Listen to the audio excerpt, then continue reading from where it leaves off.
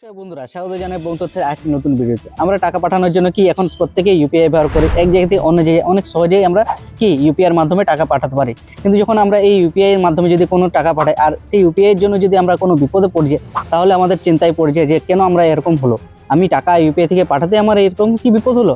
এই সকল প্রশ্নের উত্তর জানাবো যে কেন হলো এবং 2026-এ ভারত সরকার ইউপিআই ট্রানজ্যাকশন নিয়ে কী নিয়ম নিয়েছে এবং এই নিয়মগুলি যদি না মানেন তাহলে এই সমস্ত বিপদে আপনি পড়তে পারেন।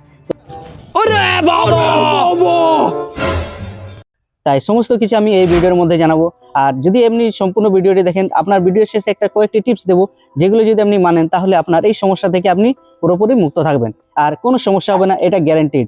তো বেশি দেরি না করে চলুন ভিডিওটি শুরু করি।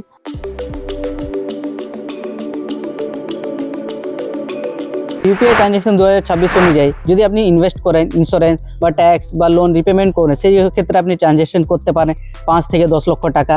এবং যদি আপনার ক্রেডিট কার্ডের বিল ট্রানজ্যাকশন করতে চান, সেক্ষেত্রে আপনি 5 থেকে 6 লক্ষ অবধি ট্রানজ্যাকশন করতে পারেন। এবার যেমন আপনি রেগুলার যদি ট্রানজ্যাকশন করেন, সেক্ষেত্রে আপনি 1 লক্ষ টাকা ট্রানজ্যাকশন করতে পারেন।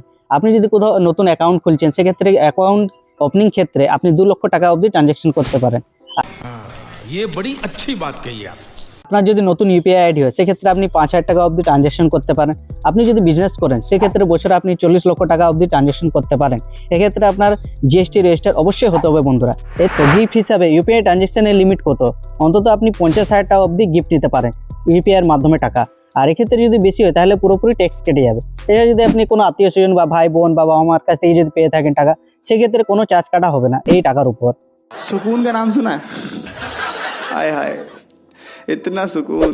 বন্ধুরা, ইউপিআই এর মাধ্যমে আপনার ব্যাংকের অ্যাকাউন্ট আপনি চেক করতে পারেন কত দিনে অন্তত আপনি 50 বার চেক করতে পারেন, এর থেকে বেশি করতে পারবেন না। আর আপনার যদি ইউপিআই আইডি যদি 12 মাস বন্ধ থাকে, আপনি সেখানে কোনো ট্রানজ্যাকশন করছেন না, আপনার সিমটাও বন্ধ হয়ে গেছে, সেই ক্ষেত্রে আপনার ইউপিআই আইডি অটোমেটিক বন্ধ হয়ে যাবে। खत्म, bye bye, tata, goodbye, गया। ভিডিওর শুরুতে আপনাদেরকে বলেছিলাম কয়েকটি টিপস দেবো বন্ধুরা, যে টিপসগুলি আপনারা যদি মেনে চলেন তাহলে আপনার ইউপিআই সংক্রান্ত কোনো সমস্যা আপনি পড়বেন না এবং অতি সহজে আপনি ইউপিআই ট্রানজ্যাকশন করতে পারেন। তো প্রথম টিপসটি হলো, দুটো ব্যাংকের অ্যাকাউন্ট খুলুন, একটা মেন অ্যাকাউন্ট আর একটা ইউপিআই আইডির জন্য।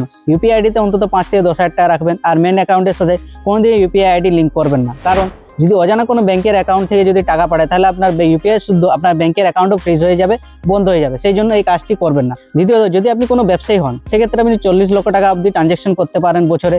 এর থেকে বেশি হলে আপনাকে জিএসটি রেজিস্টার অবশ্যই করতে হবে। যদি না করেন তাহলে ইনকাম ট্যাক্সের নোটিশ আসতে পারে আর আপনার ব্যাংকের অ্যাকাউন্টও ফ্রিজ হতে পারে। तू समझा? हाँ। नहीं, तू समझा नहीं। সেই বিষয়টি লক্ষ্য রাখবেন।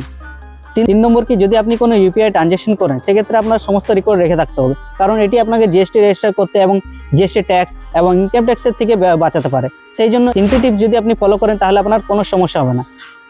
আশা করি বন্ধুরা আমাদের এই ভিডিওটি আপনাদের কাছে ইনফরমেটিভ লেগেছে। আমাদের পরিশ্রম যদি আপনাদের ভালো লেগে থাকে তাহলে লাইক করুন, শেয়ার করুন। আর আমাদের ছোট্ট পরিবারে যুক্ত হওয়ার জন্য বেশি কিছু না, জাস্ট সাবস্ক্রাইব বাটনটা হিট করে আর যুক্ত হয়ে যান আমাদের ছোট্ট পরিবারে। দেখা হবে আরেকটি নতুন ইনফরমেটিভ ভিডিও নিয়ে আপনাদের কাছে চলে আসবো। এর মতো ভিডিওটি এখানে শেষ করছি বন্ধুরা। আপনারা সবাই সুস্থ থাকুন, ভালো থাকুন।